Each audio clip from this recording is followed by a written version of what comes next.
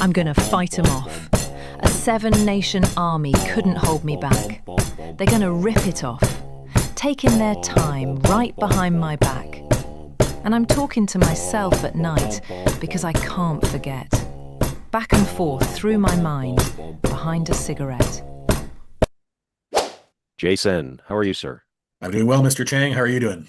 Good. World traveler, you've been out and about, flitting and floating and enjoying the sights of other locations. Yeah, Welcome we back were to. almost 17 days. We were in Europe, my wife, my son, and I. So I've been on a bit of a, a, a hockey break. There's not a lot of coverage of NHL action in Europe, so I was in between uh, excursions and sightseeing and dinner and family stuff. Tried to get caught up on what was going on, but I was getting more updates from tour guides about the successes of the Olympiacos soccer team in Greece, and our Right. tour guide in Naples was a big fan of Napoli, and he was recounting their recent Serie A successes that he said was a long time coming. So I got more soccer news than anything else. We were in Barcelona, and they were having a second leg of their um, UEFA Championship match against our friend George's Newcastle team, and Right. Barcelona was successful. So I've been following more soccer. So it's been a challenge to get caught up on what I missed for 3 weeks, and it was a little bit of uh, more of the same from the sounds of it. So Right, right. Well, before we leave that, so yeah, the real football, people are just mad about it, aren't they? I mean, they're just totally into it. Were you were you around when Italy apparently just didn't qualify for the World Cup, which I guess is a nope, seismic effect? I was You're back here. Okay. back in Canada at that point, but Yeah, yeah, right, yeah, it would have been interesting to be. It's. I mean, Toronto's got a vibrant Italian Canadian right, right, community, as does Vancouver. Like, right, and right. there was a noticeable drop of energy on Commercial Drive in Vancouver, which is where the World Cup and Euro Championship excitement usually kicks up. But Commercial Drive seems a little bit more muted, and all my Italian friends are they're used to it though. This is the third World Cup in a row that they have not qualified for. Yeah, that's fascinating. I remember when they won, and always a perennial contender, always perennial favorite sort of thing. So yeah, yeah. Oh well, Well, that's that leads us perfectly. I was gonna say the resale market for the anticipated Italy Canada game in Toronto is uh, all the people who bought tickets hoping to sell them for huge dollars are now having to find any Bosnians with money in Canada who might want to buy a ticket. Yeah, yeah, yeah, that's not going to be as hot a ticket.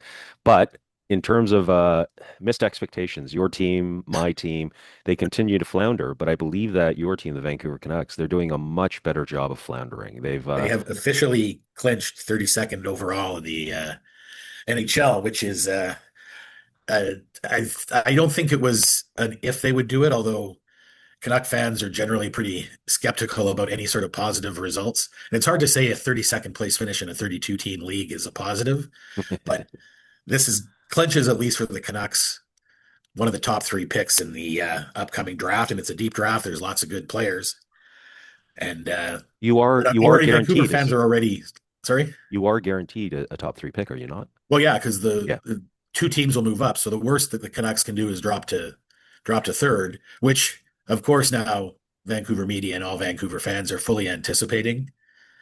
I mean, I think the odds are like something like it's 25% roughly for the first overall pick, 18% or something for the second overall pick, and then it's like 55% to be drafting like third. Sure. So Vancouver's never had the first overall pick. I think they had second once. The year that Modano went to the North Stars when they still existed, um, the Canucks then got Trevor Linden, which is a great pick at number two. They've had two, they moved up to get two and three when they drafted the Sedins. Right. It was Brian Burke's draft day masterpiece. Right, right. Um, so gotta hope maybe they can get Brian Burke to go to the draft lottery for them and see if they can get a bit of luck.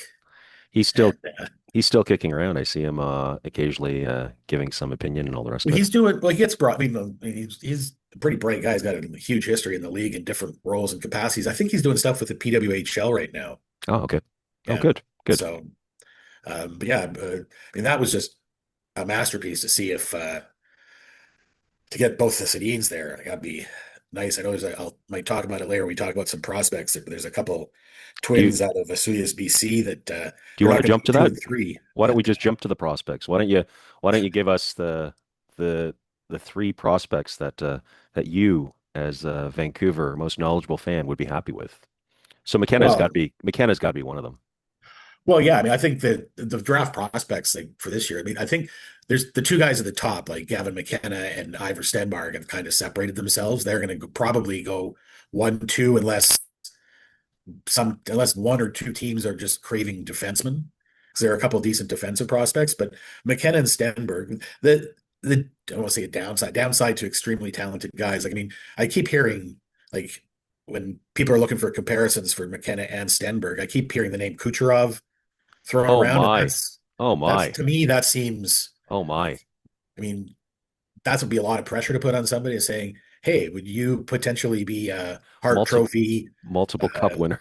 Art Ross winner, like yeah, win a cup, lead us to a couple of cups and a third appearance. Like Well, that's high that's praise. So yeah. they're saying that they might be in the same sort of galaxy as Celebrini and Bedard. Well, I guess well the difference is that they're both wingers, right? Yes, So yes. like everybody, of course, is like you need your big centers, and Vancouver's in desperate need of a center. So I mean, everyone's sort of fearful here. I don't think there's a center that's probably a top three prospect in this draft, anyways. So if people are fearful if the Canucks are picking third, they might skip over what would be a on paper better player to draft for position. And I mean, when you're in a complete rebuild like the Canucks are slash should be, you got to take the best player that's available. And after Stenberg and McKenna, there's a couple defensemen. There's Keaton Verhoeff has been sort of number three, I think, on a lot of lists, and he's the defenseman. He's playing with he's in college right now, playing with North Dakota, and then Chase Reed, who's out your way, playing for the Sault Ste. Marie Greyhounds, and he's having a great year there. Like Gotcha. there's like I think there's two offensive. Like Verhoeff's probably more of an all around guy. Chase Reed's got a lot of offensive upside. Right. So he might have a higher ceiling, sort of in terms of uh, putting up some points. Are they But I big don't think kids? any team's going to go wrong with either of those two guys either if they're Right. picking third or fourth. Right. And then there's a bunch of guys that like after those two defensemen, there's other guys that are moving up too. There's guy Carson Carroll's out of Prince George in the Western Hockey League is getting a lot of buzz. I think he played with the World Juniors this year. I think I heard Craig Button kind of drawing like Nicholas Lidstrom comparisons. But Wow. Button's always like, and I realize I mean, some of it might be click, some of it's like throwing out names that like even casual hockey fans would be familiar with. Like if we go back But about wouldn't I keep Nicholas hearing like with Lidstrom? Stenberg, this with Stenberg, one of the probably the more realistic comparison is they compare him to sort of Lucas Raymond in Detroit. And that's kind of like, okay, here's like if you know hockey, you probably know who Lucas Raymond is. And so, but that's probably more of a realistic comparison for a guy like Stenberg. And then you're not putting the pressure of the world on to like go be like a generational talent. Yeah. Well, But Nicholas Lidstrom, that's a first yeah, pick right there, right? yeah. If you got Nicholas Lidstrom with the fifth overall pick, like you'd probably be pretty happy. Oh yeah. Yeah. 20 Yeah. years of Norris production out of your fifth pick overall. But I mean, there's a couple of centers. I mean, Caleb Malhotra is getting a lot of buzz. He's playing, I think, in Brantford out in your way. Tynan Lawrence was he skipped out on, I think he was in the in the Quebec League right now, but he went to Boston University. So he's playing in the NCAA right now, and he's done what a lot of 17-year-old kids do, which just take some time to adjust. Like even McKenna at Penn State this year, like people were kind of like wondering what was wrong with Gavin McKenna because he Right. took a couple months to figure out how to play against like young men as opposed to playing against 17, 18-year-old boys. Right. And he's turned it on the second half here. I mean, I'd be surprised. Like the debate in Vancouver, of course, is like we don't have a lot of Canadian players on the team here, and it'd be nice to have a Canadian-born sort of superstar. Stenberg might be the better prospect. Okay. Yeah, I was listening to Jason Bukala he's on Sportsnet, sort of talking about Stenberg's defensive awareness at such a young age, and he was like sort of again using a big name and like drawing comparisons to Alexander Barkov. So there's a two-time Stanley Cup winner, Wow. like multiple Selke trophies in his trophy case. So that's the kind of name that's getting thrown around. Now he's a winger, so he's not going to have the same impact that a center would have. Right. Right. But Bukala is basically saying, hey, if you draft, if you think McKenna and Stenberg are offensively the same, or even if McKenna's a little bit ahead offensively than Stenberg is, and maybe has a little bit higher upside, Stenberg's defensive sort of aware, like natural hockey IQ awareness is like much further ahead than McKenna's is. So he might be more of a plug and play winger. Right. And I mean, even like Mark Stone's a guy who's like gotten Selke votes as a winger, so he could impact the game in that way. From the sounds of it, like I mean, I haven't tuned into a lot of Swedish leagues. I'm just listening to what other uh, what all the sort of prospect experts, the guys who do that for a living, are saying. Right. Right. So, but I mean, there's this is a really deep draft. Like that's like we'll talk about the Leafs here in a second, but like they just before we logged on here, I was reviewing some old TSN footage, and I guess like sometime a couple of weeks ago in March, they had a draft simulator, or a draft lottery simulator, Okay. and they of course like, and they swear it wasn't for to appease the Toronto fan base, but of course Toronto ends up winning the draft simulator. So Right. I hope that jinxes them. At that point, I think in the standings they were eighth, so they jumped up from eighth to first. Now I think that they're point wise they're struggling, as we've talked about before. Like the Leafs don't have their first pick this draft. It goes to Boston unless it's a top 5 pick. And right now, I think they're tied. I think there's 4 teams point percentage wise that are basically tied for that 28th spot. And the Leafs are going to need a little bit of luck, I think, to uh, maintain their pick this year. Because I don't think that they're going to, because Vancouver's 32nd for sure. I think Chicago's almost nailed down 31st.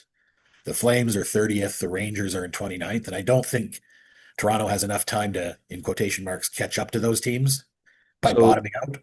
the Toronto Maple Leafs, it's just absolutely horrible. I think the entire fan base wishes that they could make strong decisions, but because they are a monolith corporation and they very, very much care about selling out the remaining games and getting lots of money from the concession stands, they haven't even bothered tanking. So they would have made everybody happy by just tanking, playing the young kids in the AHL who are not getting their anytime, sort of doing that. But no, instead they have to just screw around, and then they've, of course, fired Brad Treliving, the Calgary turned Toronto GM, who didn't change his stripes in Toronto. And anyways, and they've left the dead man walking Craig Berube as coach, and I don't know why. And so yeah, it's just a big muddle. And by muddling, then the team, of course, plays a little bit better and then wins some completely irrelevant games.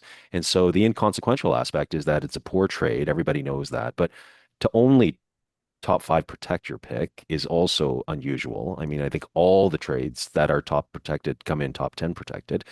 And anyways, but to not seriously go and tank, I think is just it's malpractice. But of course, they're just making more money than anybody else game after game after game. So the sorry sort of parade continues on. Well, I'm not a Leafs fan, but I can I could defend the You're top just 5. defending to bug me. That's all No, you're no, no, doing. no. I mean, I can defend the top, like only having the top 5 protection on that, because when Okay. they made that trade last year, they are still looking at having a window to compete. They're making that trade because they were trying to win the cup last year. They thought they were, and nobody thought the Leafs were going to be as bad as they are this year. Right. Right. Last March when they made that trade, or February, whenever the trade deadline was, that no one was thinking the Leafs aren't going to be in the playoffs.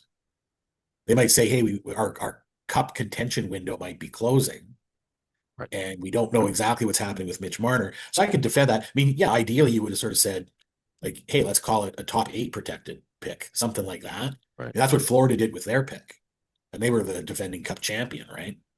So, I mean, maybe Boston doesn't make the deal if it's only top 8 protected. Yeah. And I'm sure that Treliving and Leafs management were sitting there going, yeah, we're not going to finish 28th to 32nd in the NHL in 2025, 2026. Yeah. So, Yeah. yeah, and it may not happen. Like, well, as I've told you, my favorite scenario is that the Leafs finish 28th, and then one of the two draft lottery positions gets taken up by somebody behind them, higher up in the standings. So their pick drops from 5 to 6. And it goes to Boston. So the trade ends up being Carlo for Minton and the 6th pick overall in an Right. extremely deep draft. Yeah. Yeah. Yeah. That's my ideal. Like if I could make 3 wishes with a genie, that would be one of them. So I did not follow Brendan Carlo at all on the Bruins. I was, of course, taken by his size. That's wonderful. And the fact that probably on the Bruins, he was probably tough as nails and probably ornery or what have you, but I don't know. All I But know is, that's the thing is he wasn't really. oh, I see. He's a big body. I mean, he was playing with Charlie McAvoy. They were a really good pair together. So he might have looked a little bit better, but he's never been like a big toughest nail. I mean, there's a reason that Boston went out and got Zadorov Yeah. because Carlo wasn't Zadorov. Oh, I see. Okay. So I mean, but that's not the Leafs aren't the first team to make that sort of call on a big body guy. The Leafs have done it a couple of times. They did it with Dakota Joshua when they brought him in, Right.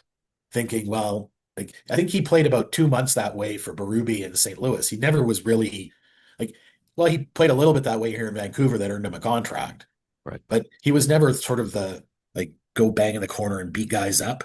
He's Yeah. got that physique that looks like he could play that way. He's got speed that you'd sort of think he could go in on the forecheck and bang and bang and bang. And he does a little bit of that, but that's not really his nature. Right.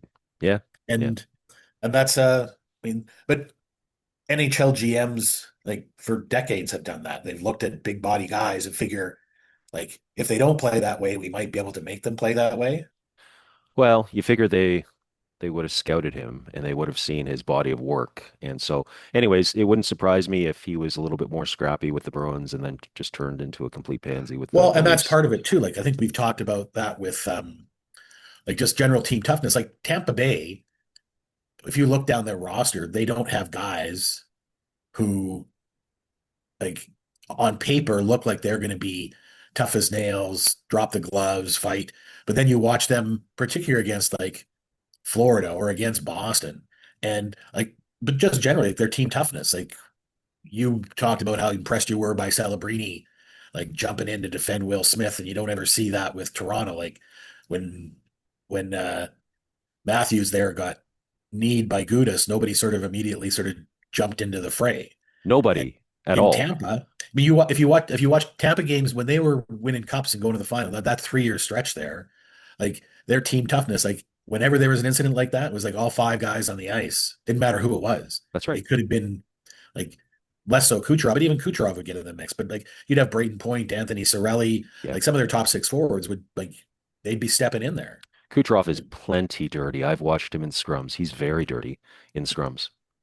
Yeah, but I Yeah, mean, like he's doing he's not pulling guys the, out, and he's not pulling what guys he's out and like what he's doing scrapping them. is he's cross-checking, and then what he's doing is he's bringing down his stick hard on a quick little mini slash, sort of between the glove and the elbow pad and all the rest of it. Like you watch him in scrums, and you wonder why guys don't take his head off, but he's really sort of dirty that way. But But he's not unusual.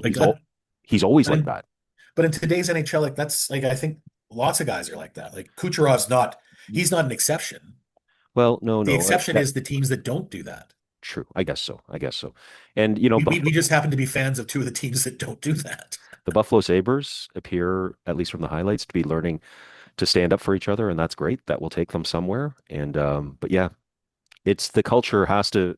I don't know where it comes from, but it has to be. We're all in it together, and I don't think that unless you're willing to look like that and feel like that and feel like we're all into this together, I don't think that it's easy to scale sort of that next hurdle. So Yeah. yeah. So let's talk about briefly, and not much, but just the Leafs. So the Leafs need a president, they need a GM, they need a coach. Like holy crap. So we don't have a lot. I saw on April Fool's Day that the Leafs had hired Jim Benning. That's right. Can you imagine Jim Benning? Yeah, that's right. And our That would be ideal. and one of our friends said John Ferguson Jr. as well Yeah. as GM spot. So in terms of coach, Bruce Cassidy, like unless he's completely lost his ability to coach in Vegas, like I really liked Bruce Cassidy when he was over at Boston and just killing us year after year. I thought Bruce Cassidy, in terms of the post game, how he dealt with things, etc. I thought that I mean, I thought he was really great, really on his game, and cerebral, good coach, all the rest of it. What do you think? Oh yeah, no, I mean, the minute that Vegas fired him, I was like, can the Canucks fire Adam Foote now and hire Bruce Cassidy? But Right, right, that's the Aquilinis aren't going to pay Adam Foote to go away with like 8 games left in the season. So, but Adam Foote probably isn't coming back. The Canucks will be looking for a coach too. I think Cassidy would be a good fit. I mean, he seems from everything you read, like or hear from insiders, like he kind of has a shelf life of 3 or 4 years on a team. Like he's a hard coach to play for, right, but he gets results. right. So he might be. I mean, Vancouver might not be a spot that he wants to come to because like he's been coaching in environments that have had playoff bound teams. Yeah, That's the kind of coach that a team like Toronto that, I mean, if you still think that there's a cup window available with Matthews and with Nylander around, we can talk about that in a sec. But like he might be the kind of guy that if you honestly think that, hey, we can just retool this thing and we just need a guy to get us in the right direction. But that's what Berube was supposed to be. yeah, yeah, So I don't know if Berube's been a tough guy to play for, is bringing another tough guy in the elixir that you need. I yeah. don't know. I don't know who's out there who's not sort of a tough coach to play for. Like who would be a candidate to come in with maybe a bit more, being more of a player's coach who could draw things out of these guys. Well, Quinville, before he hooked on with the Ducks, right? I Yeah. mean, and he's turned them around or what have you. I thought Quinville would have been great for the Leafs way back when, but Yeah. no, yeah. Well, Well, okay, The Ducks were kind of ascending already, right? So, I mean, but again, there's an example of a team that's kind of on the rise that needs somebody to get them over right. the sort of the next hurdle in their development. Yeah, And he did that with the guys in Chicago, like a youngish team that was on the rise, and he got them over. And like Anaheim seems like they've got the pieces. right. Um, yeah, I don't know who. I guess Sheldon Keefe was kind of a player's coach, and he did know what he was, right? I mean, they just didn't have playoff results. Yeah, yeah, they played run and gun. So again, it's managing the two different seasons, right? Like the regular season is just so long and it's grueling, and you do need to play an up-tempo offensive game. And you need to in a lot of games, the mid-season games, the back-to-backs, the low energy games, you just need to outscore your opponents, which I'm not trying to be too cavalier about it, but you just need that run and gun type of attitude. And it's because very few teams are able to maintain any sort of intensity with the very tight checking. But then the playoffs come and it's a completely different game. Then what you need a lot of size and strength, and you need guys who are not huge to play through the pain and all the rest of it. And it's just a completely different game. And so, yeah, the Leafs under Berube tried to play a tight defensive game, safe, very north-south sort of thing. It didn't fit their team at all. It neutralized Riley. It also neutralized in large part Austin Matthews, and and so anyways, it was just the wrong system. I don't think the players probably bought into it, and so that's it. They couldn't play the Well, tight yeah, defense, and and I they think, couldn't outscore. I think some of that, the, I thought that part of the sense of bringing Berube in was like you had to develop these systems, and maybe he had to impose it a little more firmly throughout the whole season because like the guys weren't sort of getting that, hey, this is the system we're going to probably need to play once mid-April hits. And they weren't buying into that. But I agree with you that, over a grueling 82 game season, you probably have to say some nights like if it's going to be an 8-6 game, like we saw Colorado, Vancouver the other day, like you know what, like let's sort of ignore the system tonight and just go play some shinny, Yeah, have some fun. And with a talented team like the Leafs, if you cut them loose, like you see this with Edmonton this year, like the number of games that Edmonton's been down by 2 or 3 goals going into the third period, and you almost turn it off, and then you turn back in, and it's like how is it 4-4 now? yeah, And how are we going to overtime? And it's like their third period scoring this year. Like I haven't looked, I have to check and see, but their third period scoring, they've got to be a huge plus differential for sure. in the third period this year. Just from I'm just kind of going from the number of times that I've seen Edmonton games. Like I was watching one. This is before I went away there earlier in March, I think. Like it was 3-0 for San Jose. They kind of had him shut down.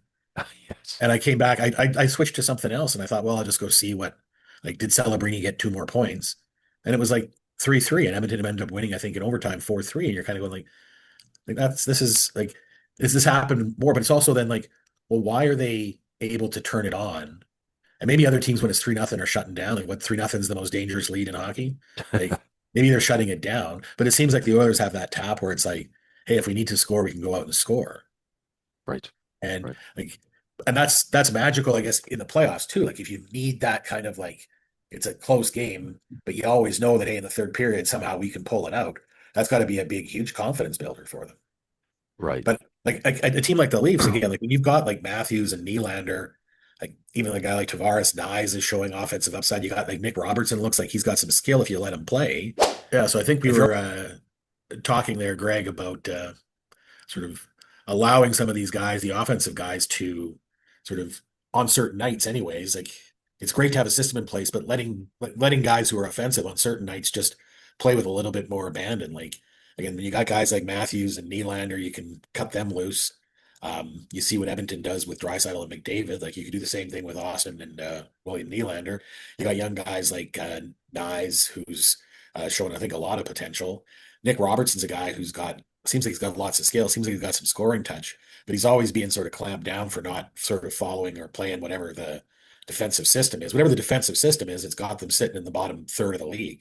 Yeah. The system can't be that great to be following. Yeah. So, I mean, like the Leafs don't have their first round pick this year unless they finish in somehow in the bottom five. They don't have their first round pick next year. I think they've got Columbus or Colorado's as part of the Nick Roy deal. Yeah. Now, so where Colorado's pick's going to be, I mean, again, like last year, nobody thought the Leafs would be where they're at. Is Colorado going to fall off the map? Probably not. So there's probably going to be a 24 to 32 pick next year that they'll have that one, unless they make a trade. Like they're not going to get a first round pick for Riley. They're not, Tavares isn't going to be moving his, uh, waiving his no trade clause or no movement clause to go anywhere. Like I don't know where they're going to get like other than their because well they don't have their own pick next year. I don't think that pick is top anything protected either, right? So if they stink next year, they're going to be giving up another early first round pick. But other than William Nylander and Austin Matthews, like what's the core? I mean, they used to have a core four. Tavares is getting on in age if Marner's gone, obviously. I don't know if Riley was considered part of their core, but he's probably going to get moved. Yeah. This year they're going to try to move him anyways. But who are part of the next core? I mean, Nyes appears to be part of the Right. next core. Like, is Easton Cowan showing enough that you'd say he's a potential future core guy? I mean, he's shown flashes from the games that I've seen.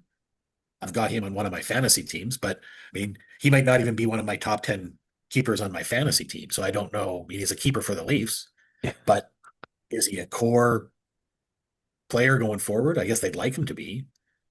But who else do they have? I mean, like one of the guys I keep hearing, because I think over the last couple of years, when they've been making deals or they've been talking at the trade deadline, like everyone keeps talking about Topi Nimala for the Marlies, and the Leafs always seem reluctant to give him up. Well, when are they going to give him a chance? They're not playing him now. Like, when are they going to give him a chance? Yeah. Yeah. You're right. So Like, what's the buzz in here in Toronto? What's the buzz about him? Like, is he seen as a top four guy for them down the road? Like, they've been reluctant to trade him to potentially add a better defensive piece than Brandon Carlo. yeah. Well, so yeah, I mean, just generally, it's utter despair. So I think that's the predominant assessment. But But what? in terms of the AHL right now, at least sort of in the very popular big media, I mean, there's zero play for the AHL, like just truly zero. The only play is the big goalie who's Hildeberg, who's come up and down, and so that's a very good bright spot. But we had one of our AHL guys come up, Bro Grio, who came up and did pretty well actually, scored a bunch of goals, played well, and then but now he's being put down back to the AHL, I think to basically But help he's the team. also he's not like I mean, like we're old, but in hockey language, Grohl isn't like or Gruel isn't like young. He's like 25. He's been part of the Anaheim system for years, hasn't he? Well, there are no particular prospects that everybody is salivating over, and so The old Detroit way that we tried to copy and say over marinate the players in AHL. I don't believe that that's really happening. So when you ask me about specific names, really there aren't that many names or aren't any names that are Well, really being circulated. Ben no, but it seems to Danforth me that like they're over marinating guys. Like could Niemela be. hasn't had a chance. I mean, again, I kept hearing about him for like 3, 4 years. I think Like he's he's been 20, up. He has, 24, yeah, right? he has And I been think I up. sent you a list of guys like guys who started when they were 20 or younger, right? Like Mort Seider started at 19. He's now in his fifth year in the league. So he's 24. He's the same age as Niemela. He's been in the league for 5 years. Now he's a different caliber player. Yes. But he also Detroit, which is a team that historically has let guys marinate in Grand Rapids for years before bringing them up. They gave him a shot right away, and he's had success. Lane Hudson was 20 when Montreal brought him in. He wins a Calder, and now he's like one of the top 5 offensive guys in the league. Schaefer's doing what I mean, he's 18. Again, these guys are all different, but it's like Sam Dickinson hasn't lit it on fire in San Jose, but he was like a offensive dynamo with the London Knights, and now he's getting a shot in San Jose, playing bottom 6 minutes, getting a little bit of power play time, not putting up huge points, but he's learning the game. And Yeah. San Jose is able to sort of see what they got. Like, I just don't understand if Niemela doesn't have it, why haven't they included him in a deal that would have brought them back a defenseman that might have put them over the hump against Boston or Florida in the last previous 3 years? Yeah. Like I said, I mean, I haven't heard or read any coverage about his play down in the AHL being outstanding. So Yeah, and there's like, have you heard anything again about Ben Danford? Like, he's a young guy in the Marlies too that like I heard Toronto was like high on and reluctant to sort of include in any sort of package. right, because he's a big body, right? So 22, right? He's 20 years old, 20 comma TOO. yeah, yeah. So like, but is that a guy that they're going to sit there and say, oh, well, is he behind Niemela in the pecking order to get called up? And is he not going to get called up for 3 or 4 years either? Well, so he is yet another one of those prospects who gets coverage during the rookie camp in September, Yeah. and then very little after that. So yeah, I mean, I think from the rookie camps, plural, I think foot speed was an issue, and just trying to also gain some weight and some strength so he wouldn't get pushed around. But yeah, was he on the junior team? I'm not sure. I don't think on the world junior team. I don't think he was. He's 20 years old, so he might have Aged aged out? out. Yeah. Yeah. Well, anyways, yeah, so we don't have a lot of sort of top end prospects. We do tend to pick up every year an NCAA graduate who didn't get selected or what have you, and so there's some articles splashed on those players, but then they go in the AHL, and then I don't know, it doesn't seem that any of them are really standing out, Yeah. to be called up. So Bobby McMahon, who is now with Seattle, of course, he did well with the AHL, and so I actually watched a few games where, I didn't know and I wasn't looking for him, but each of those games I walked away thinking, wow, that's sort of a man playing with boys. And so he was going into the corners and along the But boards and that's because he was a man playing against boys. He's 29 now. right. But what I'm So saying is that, it was very, very noticeable that he had the ability to shelter the puck, hold on to the puck, and do all that stuff. And people were not bouncing off of him, but they were certainly hitting him and getting nowhere. And so and when he got called up, he was sort of hot and cold, and he really found his feet sort of in the last 2 years. yeah, But yeah, so but that's a success story. he's also not a core guy. Like Right. he's he can play up the lineup a little bit. He's at best probably like a third line like scoring winger who can like probably give you 15 to 20 goals. He can play up. Right. But I mean, again, like I don't think there's a guy. So and like Vancouver's largely the same, where some of the guys that come up to the AHL, you go, hey, they're getting given a shot. They're looking like they can play up the lineup, but they're probably best suited to be like a third line contributor. Yeah. So like neither of our teams are really producing like core stars. Like both our teams are probably in the same boat. Like in Vancouver here, we're kind of going, who are the next guys? Like on defense, we've got Z William, who came over from Minnesota in the Quinn Hughes deal. Tom Wielander, they drafted 12th overall a couple years back. He's looked good. Like, These are first rounders. yeah. Yeah. So we don't have a lot of first rounders. But we've had like Linus Carlson's probably been like that's been the best news story for Vancouver this year has been the development of Linus Carlson, who was a winger that was like I think he was a draft pick, like a third or a fourth round draft pick who's developed in the AHL.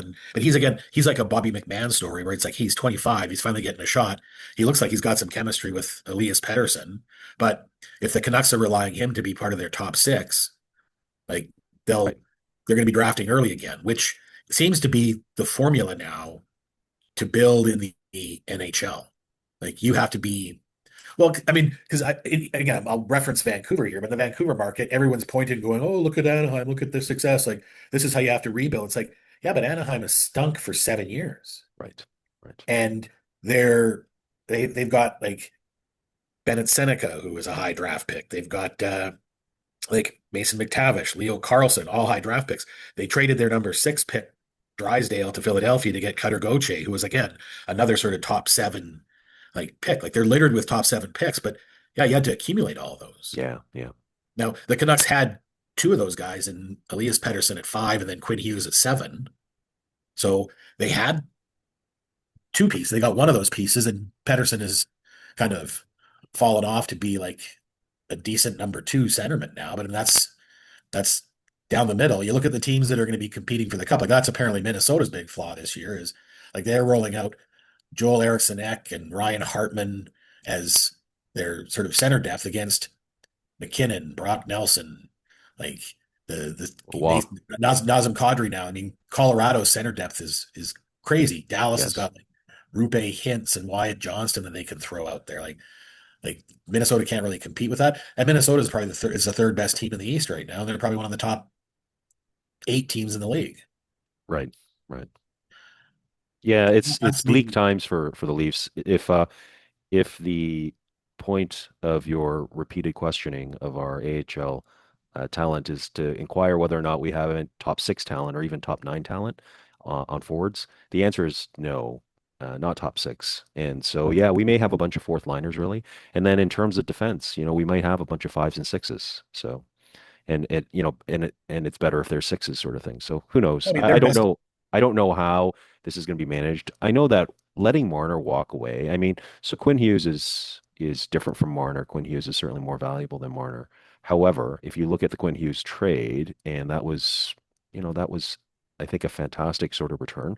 But even if you wanted to give shades of that trade, like 65% of that, the haul, or 60% of the haul, or 50% of the haul for Marner, the Leafs would be better off than they are now. But to let him walk, it's just Yeah, see, I ridiculous. think it's not fair. And I mean, I like all the talk show guys talk about it too, like how the Leafs like let Marner walk. Well, they didn't let him walk. His contract expired.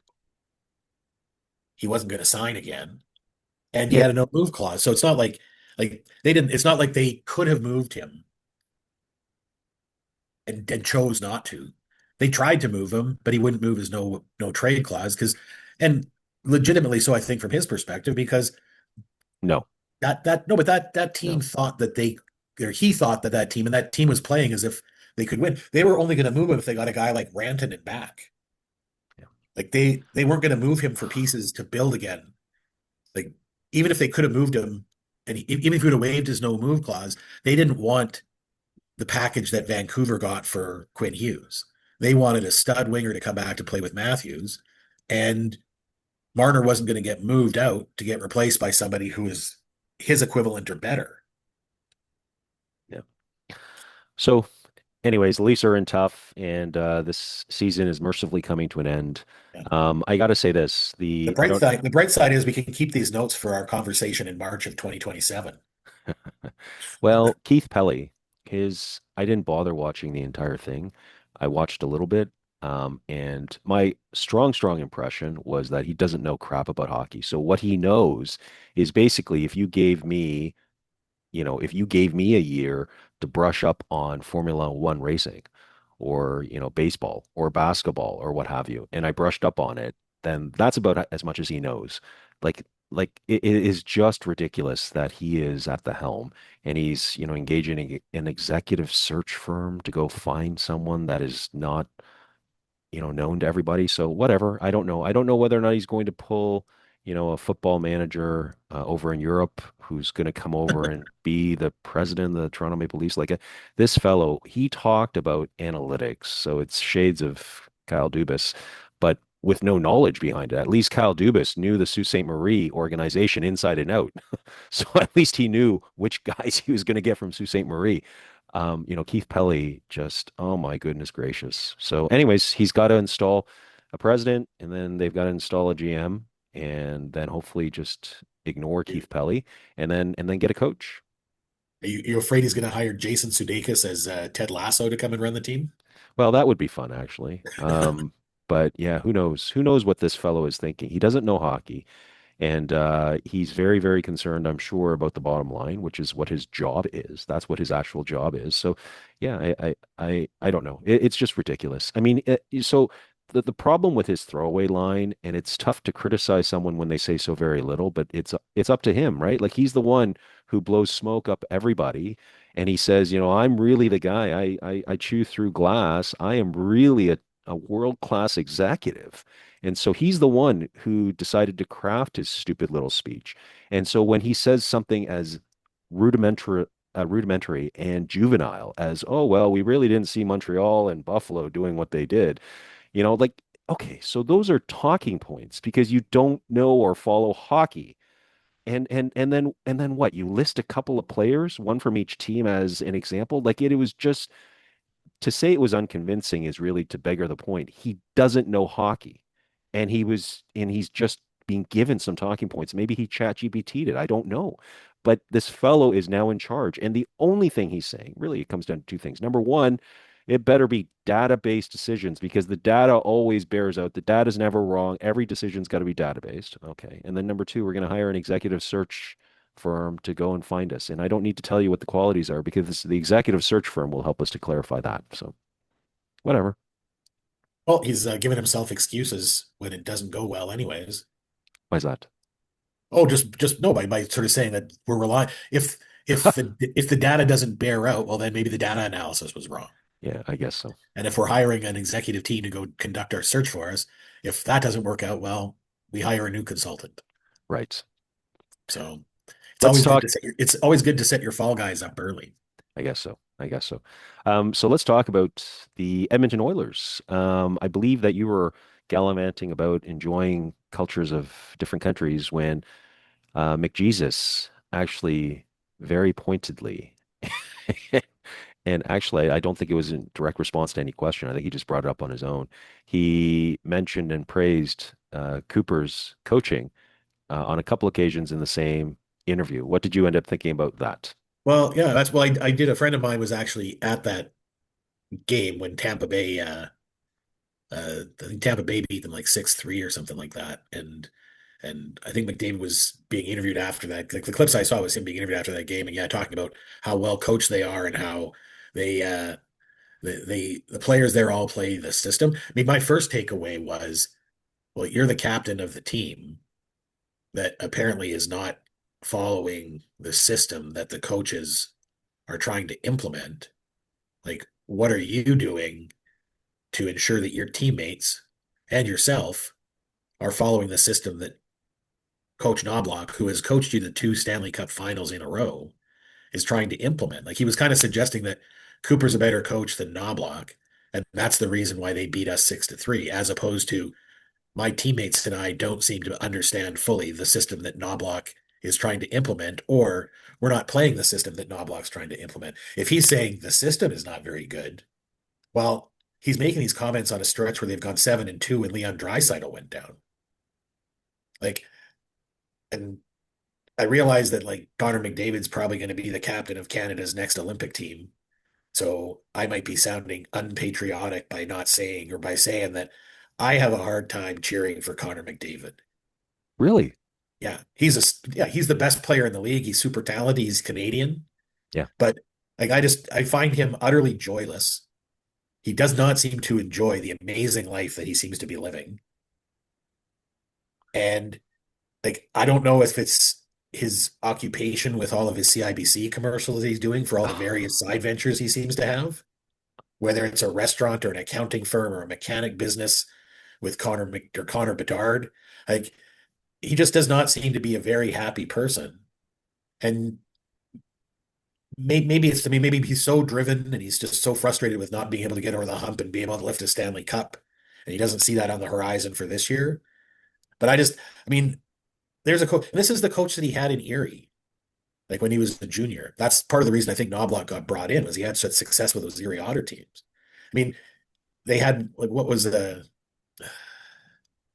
So, Todd So just to respond to this Yeah. very unfair swipe at McJesus. Uh, so I mean, I know you're winning, just saying this because you win, wanted to sign with Toronto, so you're just kissing his ass so he signs in Toronto.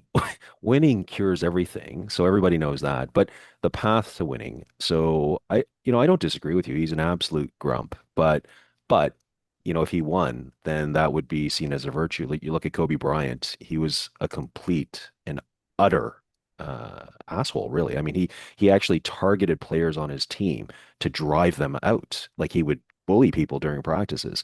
And so, but he won. And then that is taken to be, something that is unparalleled. He openly after he retired talked about his 3 a day workouts. And there are many stories about guys who came in on Saturday night after going out to a restaurant or whatever, and Kobe Bryant worked out, or what have you, and so, but he wasn't comfortable to deal with. I think that because all professional sports, hockey included, is 365 days a year, what you have is you have McJesus, he is heads and tails above, other players. And so that comes at a cost. I mean, the guy must be on a complete regimen. He has to be completely on a timeline. He's completely driven. He's trying to improve himself.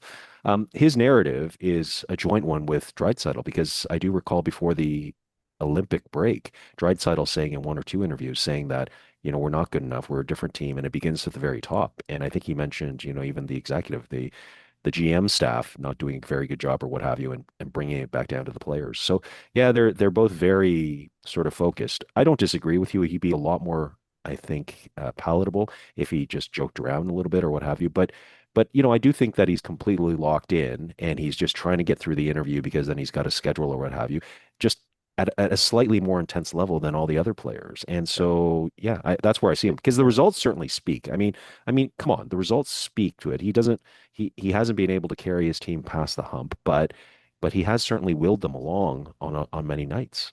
Yeah, but and I guess I'll compare him to Sidney Crosby here. Like I don't think anybody's going to sit there and say Sidney Crosby is not like extremely driven. Like you hear, like he's the first guy in, the last guy to leave. But do you ever have the sense that, and Sidney Crosby's had to been dealing with the same kind of stuff as McDavid from the time he was young. They were both phenoms from young ages, huge expectations. But can you say that you don't get a sense that Sidney Crosby is joyless? Like, does he Right. ever seem like he's like, and he's had statements when the Penguins weren't great and super cruel. I mean, they haven't made the playoffs the last couple of years. And Sidney Crosby's not throwing Mike Sullivan under the bus. Right. Right.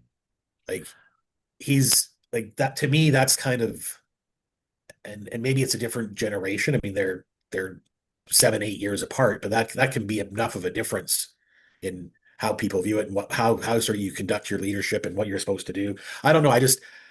I saw that, and I mean, my immediate thought was, and maybe I'm sort of old school hockey where you don't do that to your coach, Yeah. particularly somebody who's had a coaching relationship with you from a relatively young age, who's led you to two Stanley Cup finals. And where's the and I know both him and Draisaitl throw that, like they'll make some negative comment, some grumpy comment, and then they're like, "Oh, and I got to do better too." Like but it just sounds disingenuous to me. And he is so much better than everybody else in the league. There's maybe two or three people that are somewhat close to him, like Kucherov, McKinnon. Like there's a few guys that are probably close, but he's still, I think, hands down the best player in the league, and he might be Yeah. one of the best players to ever play the game. But like, where's the where's the accountability? Like sitting there saying, "Oh, that's something you got to ask the coach." Like why we're not playing the system is something you have to ask the coach. Well, as the captain of the team, why aren't you having a players only meeting that you're leading and saying, "Hey guys," or if you don't going to the players and saying, "Hey, we got to play the system. We've got to be better. We've got to do this." And if the system isn't working, then go have your closed door meeting with Bowman or other management folks and say, "Hey, like what Chris has us doing is not going to get us over the hump." I mean, in reality, they were the second best team in the league the last 2 years, and they just got beat by a team that was deeper and better. Were they better coached? Was Maurice a better coach than Knobloch? Yeah. Like maybe. Did they get better goaltending than Bobrovsky out goaltended Skinner? Like it's not like the whole system that Knobloch's employed for the last 2 years has all of a sudden fallen apart. And they're just not as deep either. Like their bottom six isn't the same bottom six that they had before. Management let Broberg and Holloway walk away for nothing, whatever the compensatory picks were for not matching contracts that are looking super reasonable right now. Broberg's going to be a top 4 for the next 10 years in St. Louis. Holloway's a top 6, like speedy power winger, which, hey, what does Edmonton seem to be missing? They're relying on Vasily Podkolzin. I'd trade you like Dylan Holloway for Vasily Podkolzin like 10 times out of 10. And they let him Yeah. walk away. They draft those guys, they develop them up to get some skills, and then they let them walk away for nothing. You talk about mismanagement with not getting anything for Marner or getting marginal return for Marner. Edmonton got compensatory picks that are probably never going to play for them. Yeah. For 2 guys that signed a contract for 4.75 and 2.75. And those guys now, Broberg just signed a big deal. I think it's 8 by 8. So that's how much St. Louis thought of him. And Edmonton wouldn't qualify him for 4.75. Well, Then so they're throwing Brett Kulak into deals. Like it's like if McDavid should be mad at anybody, like you're not like management isn't arming Knobloch with the pieces that they need. It's not the system. I mean, the general gist of what you're saying, I think, is that he's not a good leader.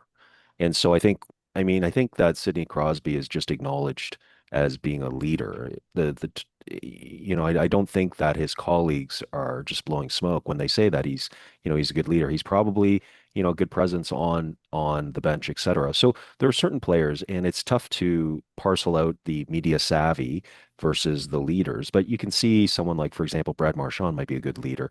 I think Zdeno Chara was a good leader. I think Kucherov's a leader. I think Charlie McAvoy's a leader, Nathan McKinnon. So maybe, Connor McDavid isn't as good of a leader as he probably should be given all of his talent. I think that Austin Matthews very similarly is not a good leader on the team. I think that he's your offensive and defensive kind of 1C, but he's not a leader. And I think it brings into sort of stark contrast. You look at a young kid like Matthew Celebrini, who seems to be playing very free, and he's certainly media savvy. But my guess is he's probably a leader, and he's probably a leader in making much better than Connor McDavid has been. And so I think that that's part of the problem, which is that maybe Connor has reached sort of the limits of what he can sort of do. Like he's managing himself. He's really upset. He doesn't have that leadership quality. And so he lashes out a little bit. But, that lashing out is really inconsequential. I don't use that word lightly. It really is inconsequential because he's angry at the coach a little bit. It's going to pass, and they're going to get back in the foxhole and fight together. So, I don't know. Yeah. I don't think it takes them anywhere. Well, and it's odd that he had those comments. So that was like a 1 game. So in their last test, they're 7-2 in their last 9. They're 7-2-1 in their last 10. So they've got 15 out of a possible 20 points. Like that's a pretty good clip to then be somehow sitting there saying, like, the sky is falling. We're not playing a system. Our coach sucks. Like, I got no comment on the system. Go ask the coach. Oh, by the way, the team we just lost to is super well coached. Like, to me, that is like it kind of belies logic that you'd be throwing that out there. And again, like, you're doing that in the midst of like Leon Draisaitl's been down. So your running mate, your number 2 center, your number 1 winger for McDavid in desperate times is not on the ice. And again, all of a sudden it's like, oh, the sky is falling and we're not good enough. Like you can sit there and say, yeah, we weren't good enough tonight. We didn't follow the system tonight. Like hopefully, you could say something like, hey, I hope the coach can get us back on track for our next game. Right. Something like that. Like I'm not media savvy and I can come up with something like that. These hockey guys got rote answers. Like, why wouldn't you throw something like that? Maybe it's refreshing that he's giving us something to talk about that isn't sort of like a cookie cutter, like, here's your playbook of answers to respond to basic questions. Right. Right.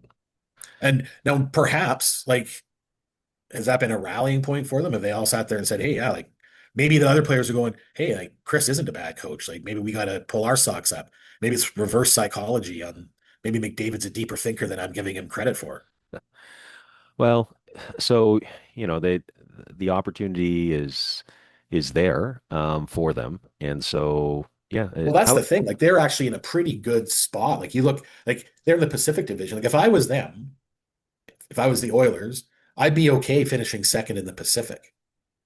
because you're going to end up drawing like a struggling Vegas team that fired Cassidy, brought in Tortorella, Right. who admitted he hasn't even really been watching the Knights that closely this year. How are they doing? The Knights, I mean, I think they're 500 the last 10 games. Okay. I'm kind of getting caught up on. I'm kind of looking at the stats and going like they were leading the division when I left, and now they're in third. But I mean, that whole division, like Anaheim's at 87, I think Edmonton's at 87, Vegas is at 84. Like those three teams are going to be 1, 2, 3 in the Pacific. Right. But if I was Edmonton, I'd want to finish second, avoid the Utah Mammoth, who are young. They've got a goalie in Vejmelka who could steal a series quite easily. I mean, Edmonton's big question in the playoffs is going to be, and it's been the same for the last two playoffs for sure, the last probably 10 years, is do they have the goaltending to win the cup? I mean, do they have the goaltending to win a playoff round this year? If they draw Vegas, Vegas's goaltending hasn't been great. The whole team seems to be struggling. They just changed their coach. If I finish second, that might be the path of least resistance. You let Anaheim take on Utah. You play the winner of that in the second round. Either of those teams are probably beatable by Edmonton, particularly if they get Draisaitl back. Right. And then you're in the finals again, or the Western finals against whoever survives in the Central. Right. Like to Yeah. me, Edmonton. I mean, despite how dysfunctional they might sound and how poorly coached they are, there's quotation marks around poorly there. Yeah. But I mean, they're in a pretty decent spot to get back to the Western final. I would So expect them to lose. Edmonton is not a better team than they were in the past 2 years with Connor Ingram. I think that's a huge unknown. I say this as someone who doesn't follow them closely, but I do follow them with the highlights and all the rest of it. And so their goaltending has been a mess forever. I don't know, has it been a mess for 5 years, 6 years? And so it continues to be just a mess. That the fact that they don't, I know that the goaltending market is tight, but they should have sprung for someone, but they didn't properly, that is. And so, yeah, I mean, how do they go in and how do they have confidence that Connor Ingram's going to be up Well, to the and that's task? and I mean, I get that after losing two cup finals and some of it being saddled onto Stuart Skinner and the goaltending, but I mean, Skinner outplayed Jake Ottinger in Dallas, like in a couple playoffs in a row. And nobody thinks that Jake Ottinger is a terrible goalie. And so Skinner in the conference finals the last couple of years was the better goalie. He just got out goalied by Bobrovsky in the finals. But I get that they're sitting there going, hey, like goaltendings are weak. Again, they're looking and going, our forwards are fine. They've got Evan Bouchard back there. I mean, Skinner got kind of saddled with a lot of it. And maybe he isn't going to ever win a Stanley Cup, but I don't think he was as bad as everybody was kind of placing the blame on him. And I mean, they made a trade. I mean, they thought they improved by trading Skinner, Brett Kulak, and a second for Tristan Jarry. That turned out to be a disaster. They picked up Ingram off of waivers. Ingram's been a good goalie, but he's got no playoff experience. Like you don't know. So you got rid of Skinner because you're saying we've got to get somebody better. So you go out and right now you're going in with Tristan Jarry, who has not been good all year and has been injured, and Connor Ingram, who has got no playoff experience. And I think he had some good runs with the Kamloops Blazers in junior, and he's had some good stretches when he was with Arizona.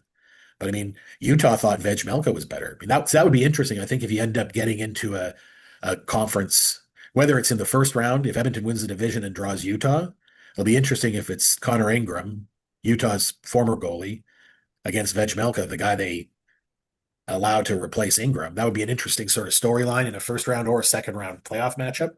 Right. Well, so the Pittsburgh Penguins, who have Stuart Skinner, who I'm assuming is playing, since the Olympic break, they're um they're a high scoring, high event team. Like there are not a lot of 2-1 games here. They're big scoring, so they're outscoring their problems here. So who knows? I mean, I don't know. I don't know whether or not Stuart Skinner would have been worth sticking with. He certainly appeared far too often on the highlight reels as being inconsistent. His save percentage overall is 888, which is a horrible save percentage. So who knows? I think that getting rooked into Tristan Jarry as your savior, as the solution, was just awful. I mean, it's very much smacks of Kyle Dubas purchasing at full value from Ottawa. Oh, I've forgotten his name. Anyways, the hip surgery guy or hip replacement guy who, anyways, yeah. So, anyways, it was just a bad trade, and that's who they're leaning on. So, yeah, Edmonton is not in a good spot. But, but But who but knows? but they are in a good spot in some ways because of the division they're in. Like Yes, you're right. Vegas is not good. Vegas's goaltending has been bad. Anaheim is an unknown. Yes, Lucas Dostal and net has been good. I mean, I watched the game against St. Louis last night, and he let in a couple stinky goals. Like right, Dostal has not been great since getting back from the Olympics. I right, think Anaheim's lost four in a row. right. Gudis is He- out there taking out knees. Well, and it's going to end up being like out of the Pacific Division, one of Edmonton, Anaheim, Vegas, and Utah, who's going to probably be the crossover team that plays the first place finisher in the Pacific. One of those four teams is going to be in the Western Conference Final. Right. Meanwhile, one of Dallas or Minnesota is going home in the first round of the playoffs. Yeah. Yeah, exactly. Well, Minnesota, I think, is loaded for bear. But anyways, let's talk about goalie fight, goalie fight, goalie fight. So what in the world is happening? Like another goalie fight. And in my mind, I don't know if this is the third one, but it's certainly the third one that stands out. There has to be a pattern here. I don't know whether or not they've got a WhatsApp chat group or whether or not they've got their own association meeting, but the Russian goalies are out of control. I believe that the Russian goalie Bobrovsky absolutely initiated a fight by skating 200 feet or 198 feet down the ice and cornering a guy and basically sucker punching him and fought to a standstill. Vasilevsky, I believe, accepted an invitation to fight from the Boston goalie and actually absolutely caved in that Boston goalie who thought that he was going to stand up to the task. But here we go. The Anaheim goalie, who's 6'6", skated all the way down. He pulled a Bobrovsky and invited Sherstenkin to fight.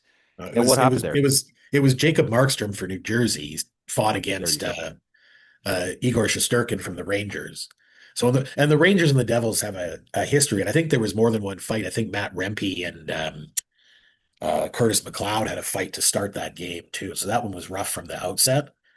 But I I I remember earlier in the year before these fights happened, like both Vasilevsky and Bobrovsky, like during interviews, talked about wanting to have a goalie. Like they didn't have a goalie fight on their resume, so they wanted to have a goalie fight. And I think we talked earlier this year, like up until this year, I think the previous goalie fight was like Mike Smith and somebody like in the COVID year. So there's probably some COVID frustration there, but there hadn't been a goalie fight for like 5 years until this year. And all of a sudden now it's like, and there's been those three, but there's been a couple other ones too, not involving Russian goalies. But I think there's goalies now that are putting it on their checklist. Like we were just talking about the fact that like the NHL's taken all these steps to try and get fighting out of hockey, but the goalies are saying like, yeah, screw that. We want to get our fights in before you completely ban fighting or something like that. Maybe that's why they're all doing it. Yeah. They're worried that the NHL is going to ban fighting and they'll never get to fight. I think it's awesome because after they fight, they basically get hugged by their teammates.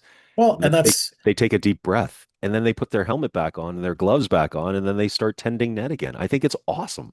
well, I can't imagine fighting with all that Yes. padding on, the additional padding. Like when you watch the enforcers fight, like after a good tilt, like both of those guys are icing their hands, they're sitting in the penalty box huffing and puffing because it's exhausting.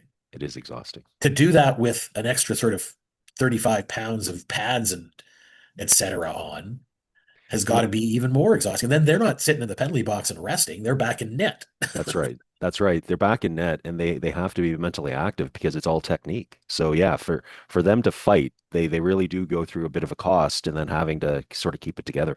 But If this I was last if one, I was on the opposing team, I would be like shooting pucks from center, yeah, for sure. For trying sure. to catch them catching their breath. For the first 90 seconds, first few minutes, yeah, just shoot. But Markstrom here did a Bobrovsky. He skated down probably about 195 feet, invited the fight. Almost, I think, wanted to start throwing punches before Shersankin took off his mask even. And I mean, and then they were off to the races. And at first it looked like it was going to be sort of equal, but then boom, the Rangers goalie just decided, no, I got this. Well, all these goalies are big guys too. Like we were talking about, like when the Vasilevsky Swayman fight happened, like we started looking up the size. Like they're both like six. Like well, Swayman's I think 6'3". Like Vasilevsky was like 6'5" or something like that. Yeah, yeah, yeah, for Like they're sure. both like all these guys are big guys. But Markstrom's 6'6". I think Shesterkin's 6'5" or something like that. He might be 6'6" too. But like there aren't. I mean, there's only a couple goalies that are 6 feet or under. I think in the league now. Like they're all 6'3" plus. That's right. That's right. Yeah. So, Ah, It was beautiful. Yeah, I read a quote from JT Miller of all people, and he was just basically saying it was awesome, just absolutely awesome. So Yeah, he's not the best reference for folks in Vancouver anymore. So yeah, true enough. Well, yeah. So didn't Quinn Hughes? Now that we're mentioning it, didn't Quinn Hughes just talk in an interview saying that he thought that everything fell apart when JT Miller got traded? yeah, well, I mean, part of his like, yeah, he did a big interview with a guy named Thomas Durance who writes for The Athletic, um, and he we said a couple things. One was like that's kind of when and after that interview came out, I think a lot of fans said, yeah, you know what, that's about the time that it seemed like Hughes maybe was checking out a little bit, but he was also quoted as saying that even during that playoff run where they took the Oilers to Game 7 a couple years ago, he said even when they were having that success, like the locker room was dysfunctional. It was still even at that point. So even when they were having success, like because a lot of Canuck fans will sit there and go, "Oh, they were all good up until like the 24-25 season, and then things fell apart." But Hughes was sitting there saying, like intimating anyways, that yeah, it wasn't good even before that. Right. I So don't it's not like, I don't think JT Miller's a good guy to have as your alpha dog. I don't think that he's the leader that a team needs. well, I mean that's like I was talking with one of my Vancouver buddies because we were both at the start of the year saying, "Man, we really hope that the Rangers have a shitty year." Oops, the Yeah. Rangers have a not so good year, Yeah. and and we're looking going like, how did one trade destroy two franchises? Yeah. Because Yeah, for Vancouver sure. is the worst team in the league. The Rangers are going to be bottom four, Yeah, yeah, yeah. No, and I, it's I I honestly don't think from a distance, I don't think from a distance that you could ever possibly categorize his ridiculous behavior, which I thought was incredibly childish. I really thought that it was age 10, age 11, where he was behind the net, yeah. banging on the net during live play. So I don't think you can look at that in isolation.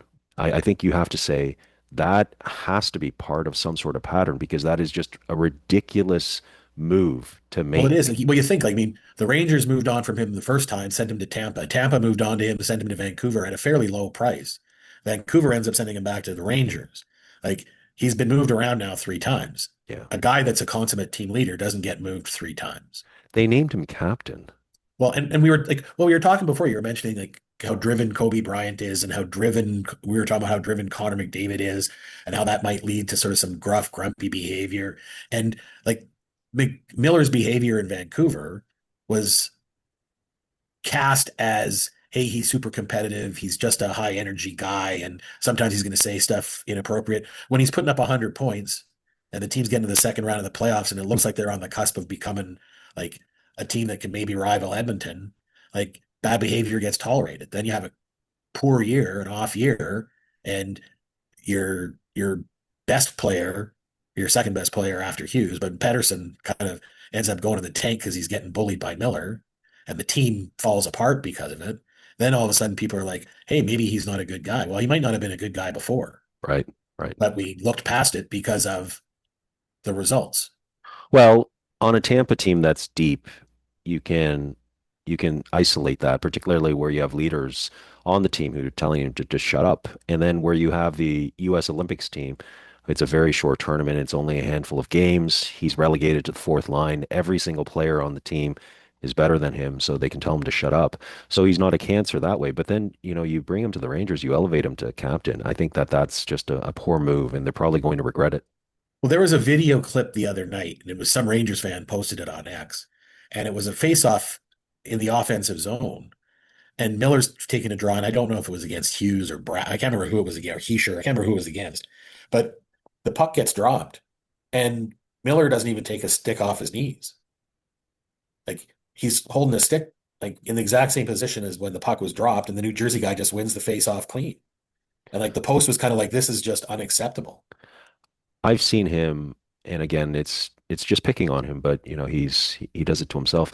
But I've seen him do the what's the guy's name? Pierre-Luc Dubois sort of skate around when he's disinterested, like Yeah. just mailing it in on a shift. And I just wonder, like, wow, like what's going on with the guy? But when he was checked out in Vancouver, there was like, yeah, there was some back checking where like you're seeing like his guy, he's the center iceman, his check, the other team, the trailing sort of third player is like skating ahead of him, and he's like just half-assing it back into the Canucks zone. And the guy who's coming up sort of the trailing forward gets a drop pass and scores. And it's like, Miller just let him go.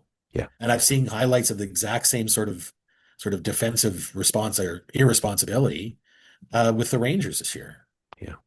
And it's like if that's your leader and that's the example they're setting, how do young guys coming along? Like that's where, again, like having to clear those guys up for a team like Vancouver, where they're going to be relying on bringing a bunch of young guys in and letting them develop a culture as a group. You need leaders that don't, like I know here in Vancouver, you need leaders who don't do that kind of stuff. They're not setting that example. They're not getting, those guys shouldn't be getting 21 minutes of ice time while young guys who make mistakes, have defensive lapses, are getting 10 and being plastered to the bench in the third period. Right. Like if it's a merit-based society that they live in, then that should apply to everybody. I'm not naive and I'm not stupid that it doesn't, because guys making like $8 million a year rarely get plastered to the bench unless the coach is so fed up he's got to make a point of it. Yeah, then there's a rift between him and the GM. But yeah.